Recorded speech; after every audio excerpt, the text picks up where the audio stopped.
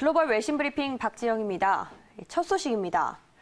중국이 미국과의 무역 갈등에서 미국산 제품에 부과했던 추가 관세를 자국 내 기업들을 대상으로 면제해주는 정책을 시행한다고 밝혔는데요. 자세한 내용 블룸버그 통신입니다. 현지 시간 18일 보도에 따르면 중국 국무원 관세세칙위원회는 국무원의 비준을 거쳐서 발표한 공고에서 미국산 제품에 부과한 추가 관세 면제 업무를 시작한다고 밝혔습니다. 이에 따라 관세세칙위원회는 이 기업들을 대상으로 다음 달 2일부터 신청서를 받는다고 밝혔는데요.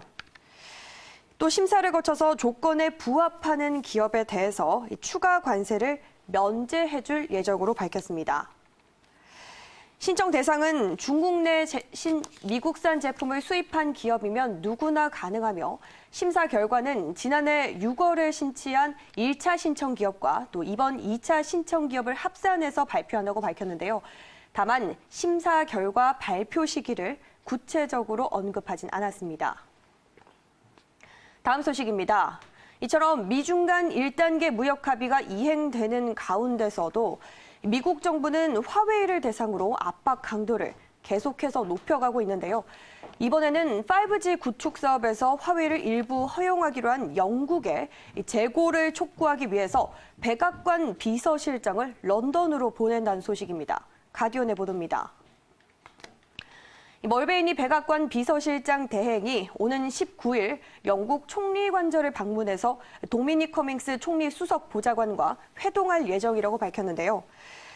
이에 따라 이 멀베이니 비서실장은 이 자리에서 이 5G 통신망 구축 사업에 화웨이가 참여하도록 허용안 결정을 재고하도록 요구할 것이라고 가디언즈는 전했습니다. 앞서 지난달 29일에는 이 마이크 폼페이오 미국 국무장관도 런던을 방문해서 보리스 존슨 영국 총리에게 비슷한 요청을 한 바 있는데요. 이렇게 미국이 중국을 대표하는 기술 기업인 화웨이를 작심하고 고사시키려는 움직임을 보이면서 1단계 무역 합의를 계기로 잠시 소강 상태에 들어갔던 미중 간의 전면적 갈등이 다시 촉발되는 것이 아니냐는 우려까지 제기되고 있습니다. 다음 뉴스입니다. 미국에서 대표적인 대북 강경파로 꼽히는 인물이죠. 존 볼턴 전 백악관 국가안보보좌관이 지난해 경질된 이후 트럼프 행정부와 계속해서 날을 세우고 있는데요. 이번에는 트럼프 행정부의 대북 정책과 관련해서 또 비판을 쏟았습니다. 자세한 내용은 CNN의 보도입니다. 볼턴 전 보좌관은 트럼프 행정부의 외교 정책과 관련해서 대북 정책의 실패는 필연적이라고 말했는데요. 구체적으로 북한 정부가 핵무기를 포기하는 결정을 내렸다는 단 하나의 증거도 없다면서 북한을 구슬려서 핵을 포기하게 할 수 있다는 생각은 시작부터 잘못된 것이라고 밝혔습니다. 또 북한에 대한 비핵화 접근법을 거론하면서 미국이 김정은을 쫓아다닌 것은 실패가 예견된 것이었다며 헛된 인연을 보냈다고 밝혔는데요. 그러면서 북한은 미국을 속이고 있고 미국 본토에 핵무기를 날리는 그들의 능력은 매일매일 더 강해지고 있다고 밝혔습니다. 마지막 뉴스는 블랙시트 관련 소식입니다. 영국 측에서 유럽연합과의 이 미래 협상을 실질적으로 책임지는 인물이죠. 데이비드 프로스트 수석 보좌관이 유럽연합의 규제 요구 일치를 일축하면서 경제적인 경쟁이 영국은 물론이고 유럽 전역에 더 이익이 될 것이라고 말했습니다. BBC의 보도입니다. 먼저 이 프로스트 수석 보좌관의 발언에 앞서서 유럽연합 측의 입장부터 살펴보면 이 유럽연합은 그동안 미래관계 협상과 관련해서 영국이 조세와 또 국가 보조금 등과 관련해서 공정 경쟁 환경을 보장해야 한다고 주장해 왔는데요.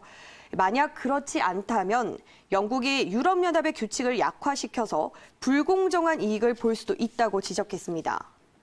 하지만 이에 대해서 프로스트 수석 보좌관은 영국은 그동안 일관되게 높은 수준의 규제를 유지해왔고 여러 면에서 유럽연합의 기준과 또 관행보다 더 낮다고 강조했는데요.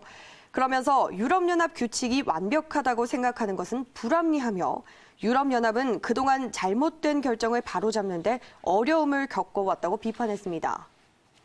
또 우리가 원하는 것은 다른 독립국가들과 같이 하는 것이라면서 이 경쟁적인 경쟁은 장기적으로 모든 사람의 부를 증가시키고 보다 진정한 경쟁을 유럽 전역에 가져올 것이라고 강조했습니다.